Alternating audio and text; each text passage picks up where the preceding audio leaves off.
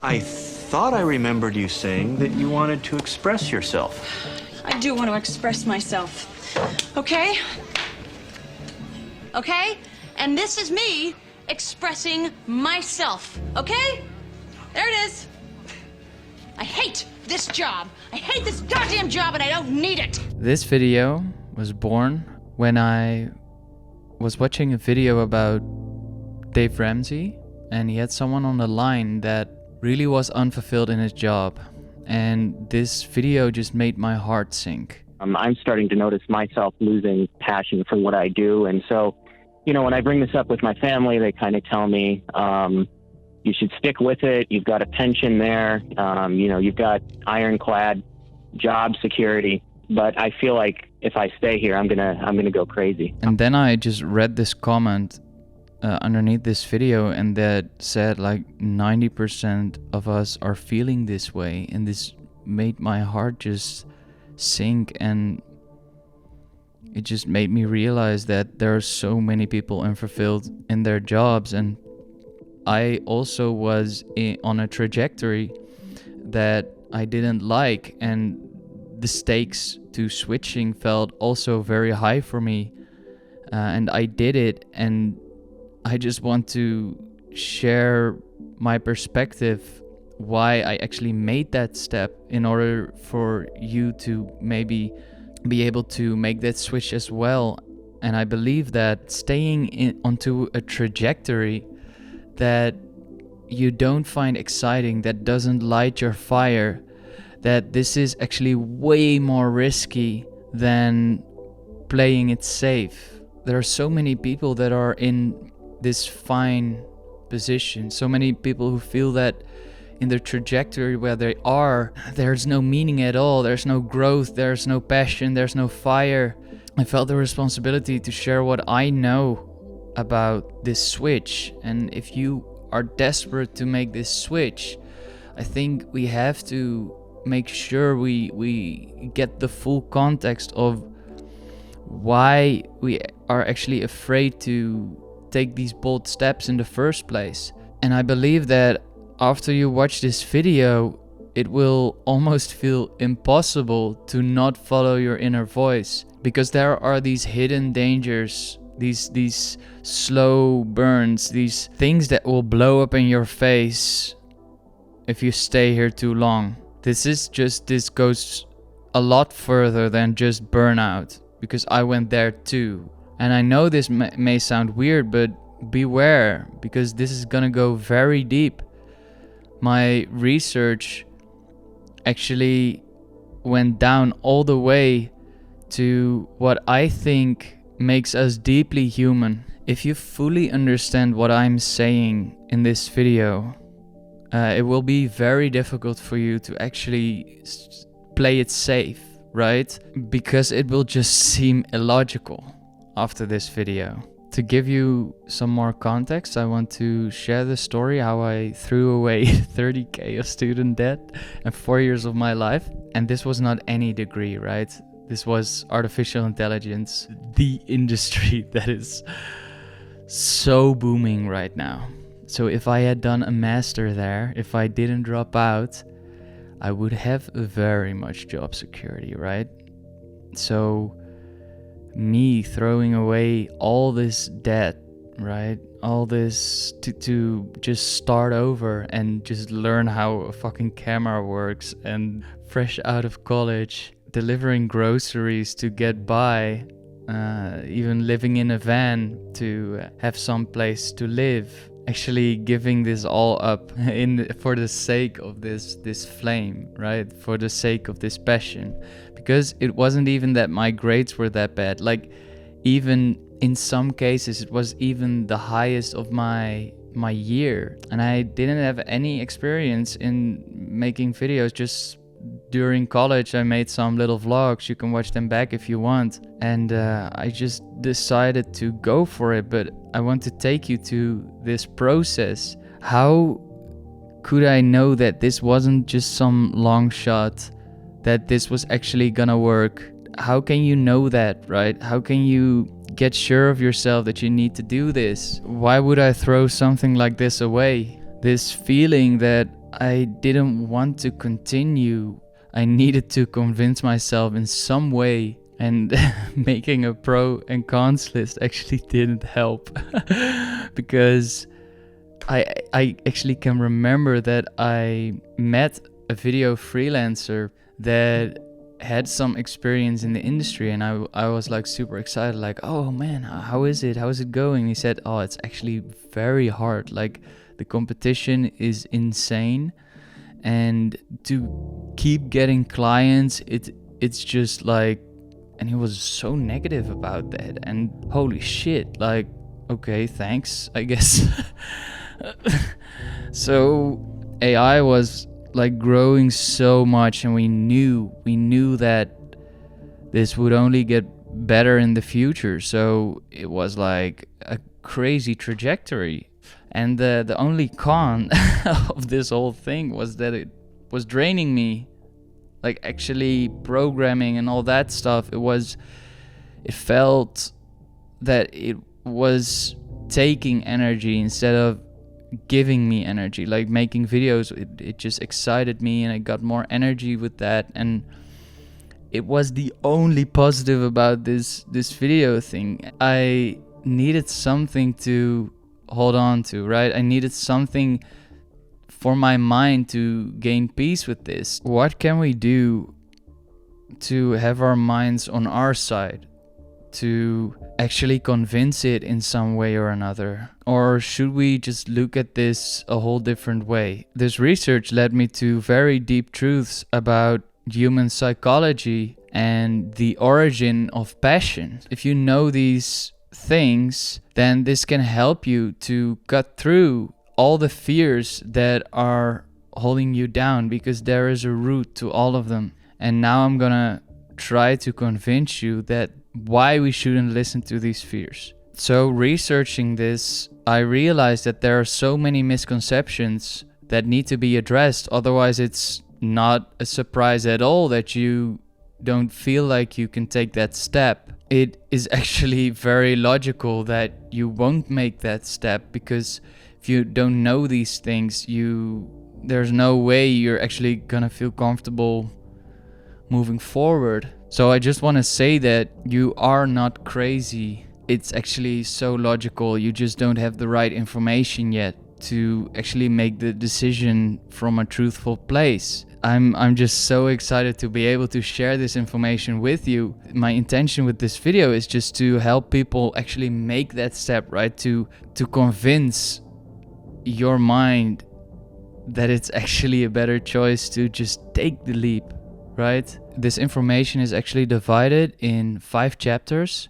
The first 2 chapters is about our evolution. The third one is about our environment, and the last 2 are actually some very deep truths that I found that actually explain a lot about why we are so unique in the first place.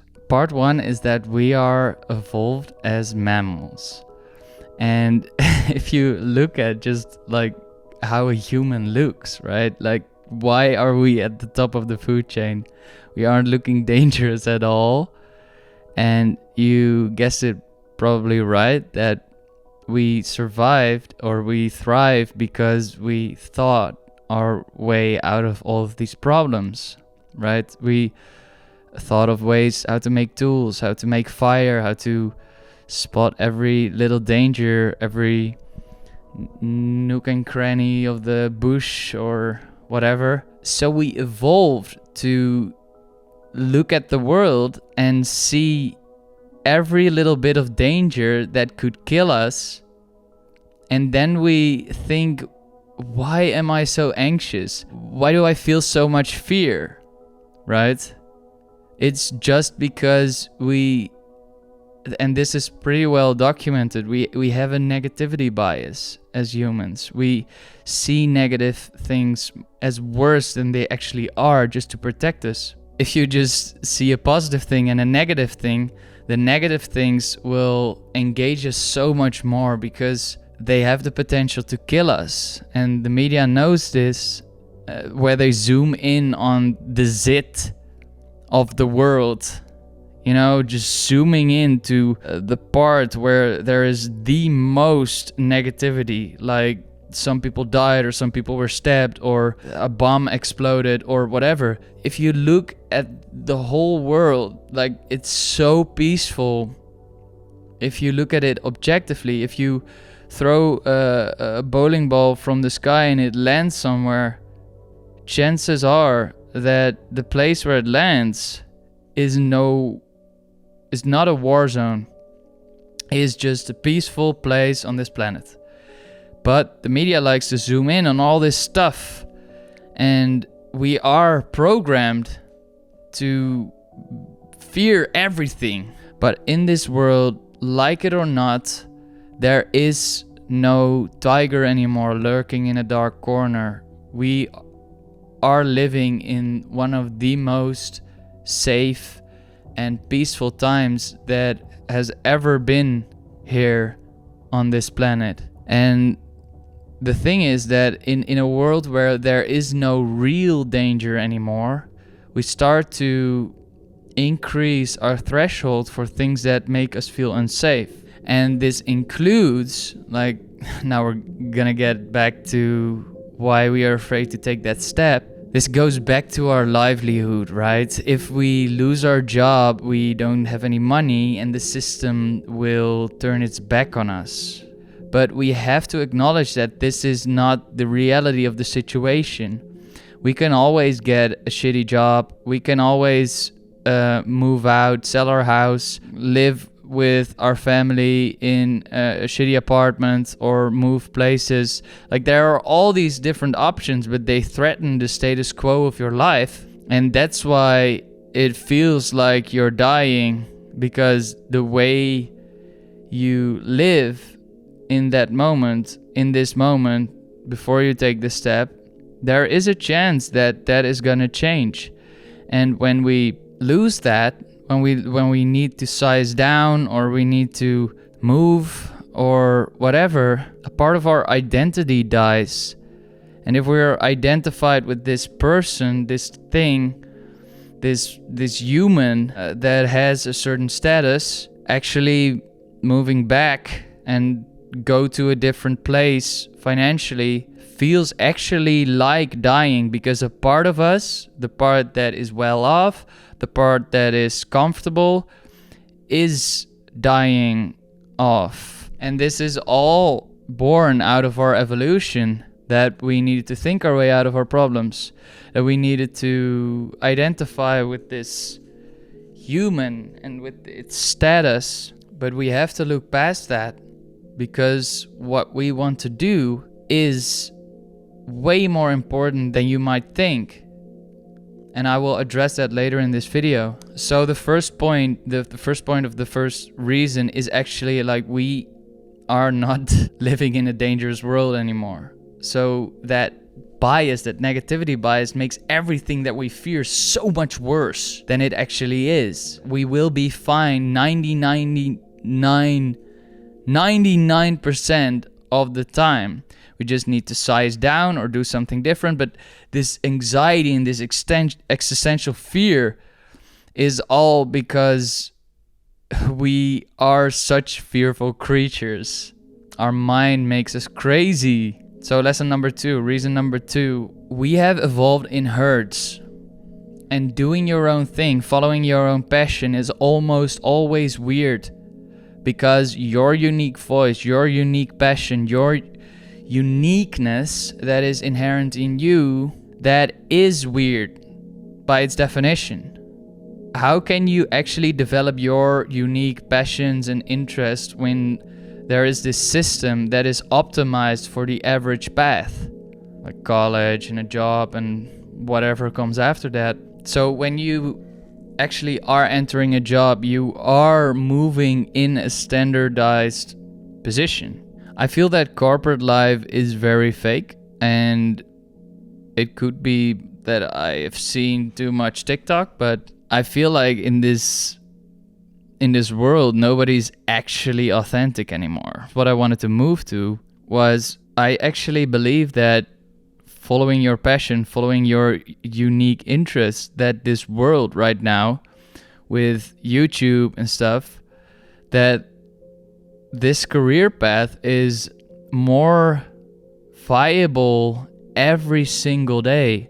I believe that authenticity and your uniqueness and your passion and your expression of your interests is a very viable career path right now. And I believe that your unique interests and passions will make you stand out of all the people that are trying to get the attention of everybody. And my weirdness is actually an asset in this world. So yes, it might be true that this system, this old system, is not a place for true authenticity, but there is a whole other world out there. People are making money talking about Smurfs because they like Smurfs so much, or socks, or whatever, right? I like talking about spiritual concepts or self-development stuff or things like this, right?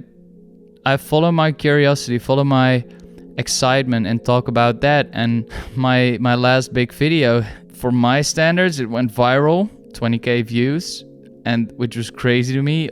Thank you so much for watching that. And I just feel like this is getting more viable every single day. What if I told you that this system is actually splitting in half right now?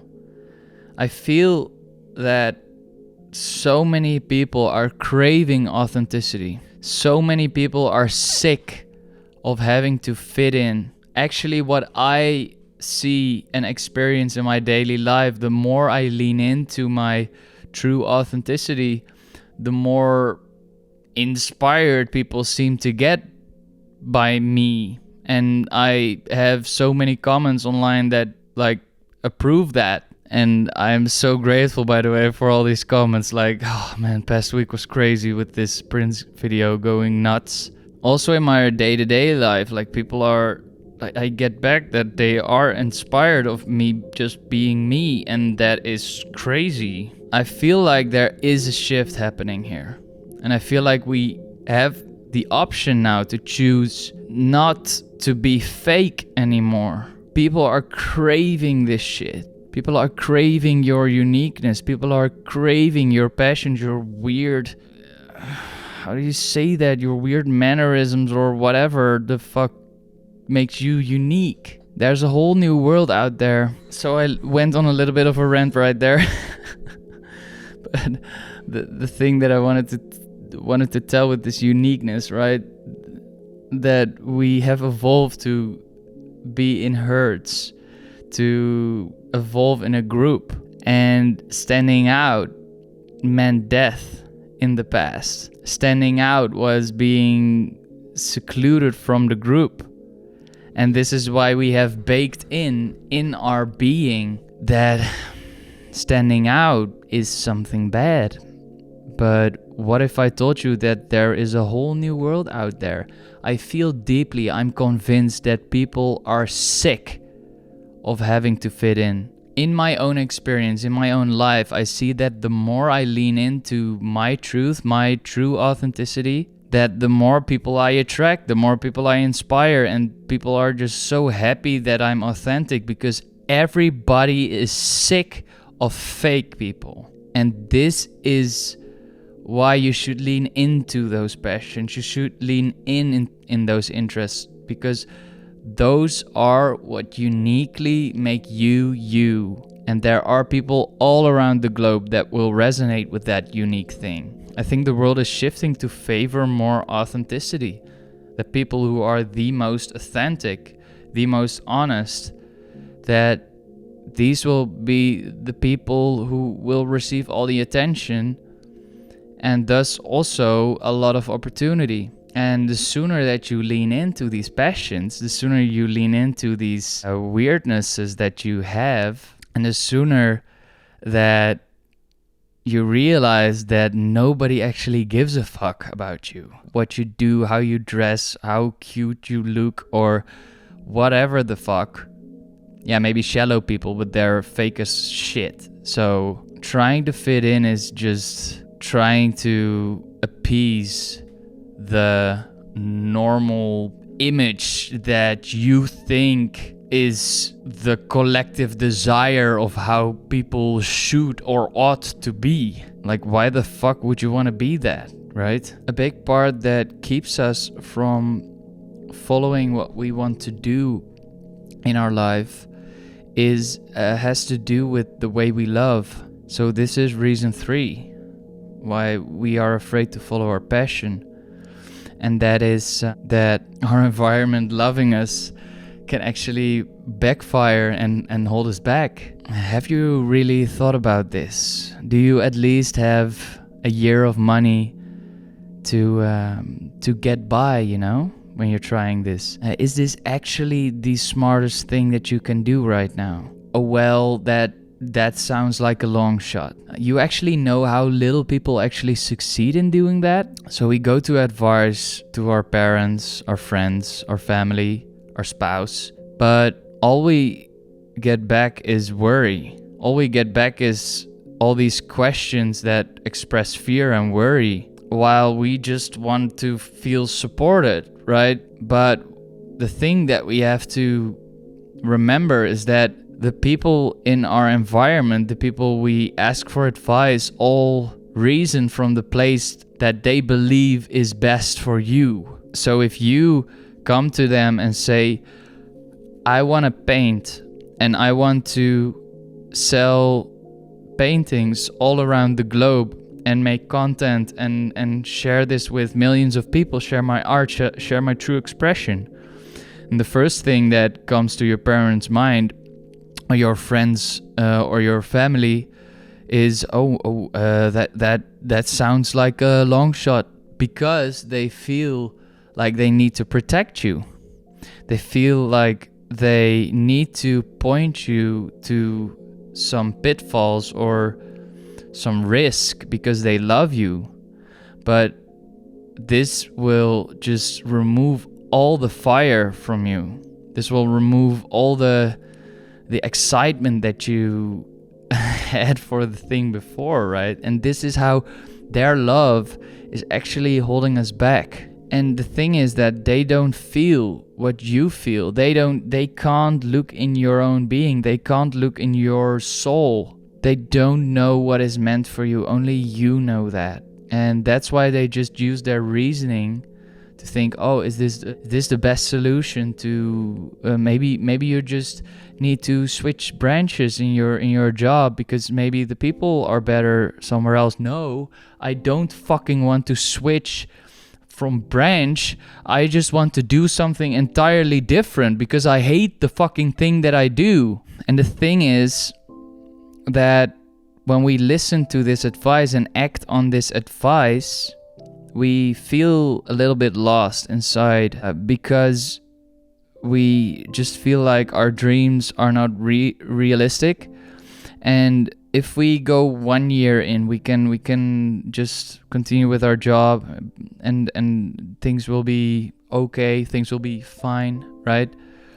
But if you have 5 years of this and your spouse maybe has convinced you to just stay there because of your pension or because of your job security or whatever, there are real dangers if you act on this advice, real dangers that will haunt you for the rest of your life if you're not careful. Think about it. You staying in that job because your partner convinced you or someone convinced you, and you ignore your inner voice. You decide to stay in this job, in this fine job for 5, 10, 20, 30 years, and you might not feel it immediately, but slowly, when the years go by, you see this all the time, that people will start to blame their family. If it was you, you would start to slowly blame your family for the choice you made to ignore your inner voice. You see this all the time, couples that resent each other because they held each other back. But in reality, it is the husband or the women or whatever couple you are, the one who chose to ignore their inner voice is the one to blame, because you can't blame them for giving you their most honest opinion, right? You only can blame yourself that you didn't take your inner voice seriously. But the thing is that if you don't do that, you will slowly start to resent that. And this is a subconscious process. And in different areas of my life, I experienced this as well. And that's why I have, in my opinion, pretty strict boundaries right now. Because I don't want to ignore my inner voice or my conscious, and start to slowly hate the people that had convinced me, right? So really be careful about this, because this is a pattern that, you can't blame your family and friends because they just express their love for you, right? It's your fault. 5, 10, 15, 30 years of being trapped in your own decision while thinking that it was somebody else. Even if your partner says, if you do that, I will divorce you, then it's your choice to decide which is more important, your inner voice or your partner. And is your partner really good for you if they force you to be something that you're not, right? That's something you need to think about. My point here is that self-sacrifice will always have a price. You sacrificing yourself, there's nothing noble about that. You will slowly start to resent the one that you chose to cross your own boundaries for. You will get angry, you will get bitter. And you might not express that, but then the poison just doesn't leave, right? Until you blow up, you get sick, you burn out, or whatever. Self-sacrifice is not the way. So I thoroughly believe that you should be selfish in this sense. For the sake of your family, for the sake of your relationships, you should be selfish. And I know this sounds counterintuitive, but I thoroughly believe that this is what it is. And this is the actual moment that we will go deep in this video. And I would like to invite you to open your mind for a second and try to leave out your preconceived notions for a second. Bear with me. Most of us think we have free will, right? Me moving this hand, I decide that, right? But what does free will actually mean? And in this debate, I don't want to focus on this point. I want to focus on what it actually means. I want to focus on a different part. It's about why we do the things that we do. It's not really that we control our hand, but more in the broader sense. Why do we fall in love with a certain person? Why do we choose a certain ice cream taste? What decides our preferences? Who decides that we like chocolate ice cream? We don't decide what we like, right? What decides actually what we like then? This will, this I want to do that. This what decides that we want to do that, right? Why did you like country music and not hard rock music? So the facts of the situation is that we don't decide who we fall in love with.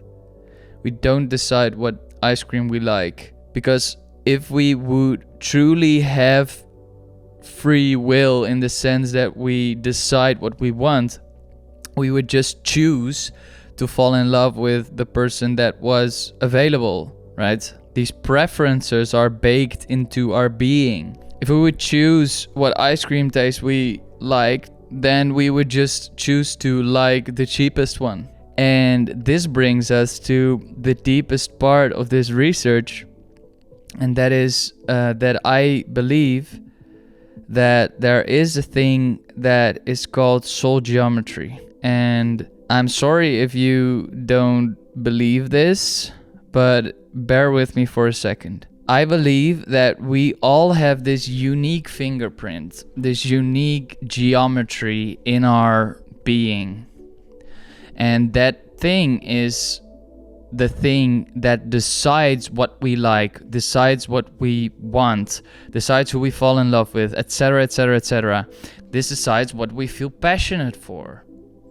And what I truly believe is that this geometry or this fingerprint or this set of different preferences that we seem to have is also the thing that decides our talent. Because I thoroughly believe that this fingerprint that we seem to have is the thing that we are meant to do, the things that we are meant to be interested in. The energy and the passion and time slowing down, and when we interact with the things that we like, the energy burst that releases from doing things that we like to do, that is what I believe is us interacting with our sacred soul geometry. This passion, it manifests like energy. This burst of energy just means that we are in line with our soul. We are in line what we are meant to do here. Why would we get so much fucking energy from very specific things if we weren't supposed to do that? Why am I getting all of this energy right now talking about this? It's because I was meant to talk about this. And this is why it is so illogical to me to not follow your interests in order to play it safe. I feel like following your passion needs to be the highest priority in your life, because only from a place of passion you will have the energy to provide for your family in a way that will not make you crazy. You can be of service and still like your family if you extrapolate it in 30 years. If you hate what you do, you have to answer to these burning desires in your heart. And it could also be that you do a shitty job, but then in your free time do whatever you want to do, right? But you have to answer these callings, because this is what you're meant to do here. This is where you get your energy. And I just saw that when I was making the decision to go for doing video instead of artificial intelligence. I just saw that when I was doing artificial intelligence, I didn't have the same energy as when I was doing video. And right now, 5 years later, I am making more money than the average developer, I guess. Yeah, with hourly for sure, because I work only 20 hours in the week, and let's just say I'm financially solid right now. It's so crazy to me. Like, yes, it took me a while and it was chaotic, but now I can just work days on end without getting... I could never have the time to do this and like spend 14 hours or 15 hours on one day on a video and still feel happy to do this without this passion, right? And that's why it's so damn illogical to just ignore that. It just doesn't seem like an option to me. And I really think you should interact with these feelings. You owe it to yourself and to your family, because if you will self-sacrifice for the rest of your life, for 30 years, for 40 years, you will slowly become bitter. Please don't do that. And I felt like this was my responsibility to share this, because I have seen the difference between something you don't like and something you really fucking like. And oh man, I want this for everybody. I want this so much. I just needed to talk about this because I see so many people unhappy. I see people walking down the street, and people like in this video that I showed you, just with this face, this low energy droning through life, you know. Man, I just want to shake them, right? Like, wake the fuck up. find your passion. But I just can't do that because they will say like get the fuck away from me, you know. But I can do it with this. I can do it with sharing my story, my passion about passion to you people. So please let us be selfish first, because only then we can be truly selfless from an intrinsic place. We can be of service from an intrinsic place. We can only give if we overflow ourselves. Put your own mask on first, you know, on the aeroplane. And please let this comment section under this video be the place where we share our journey. Let each other know when we have taken that step to follow our passion. Let's be accountability buddies for each other. Let it be known.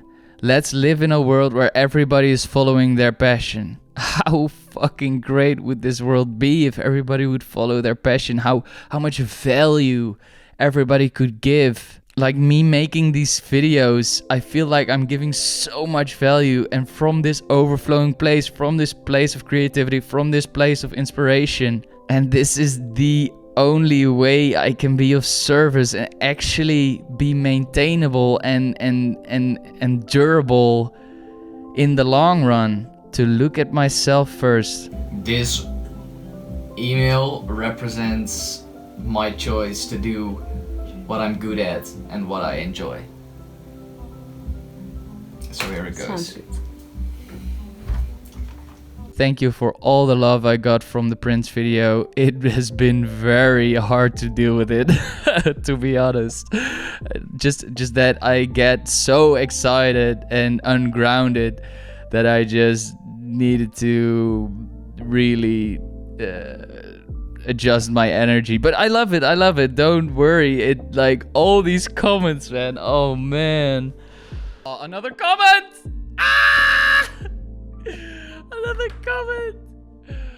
Another comment. Great video, really enjoyed.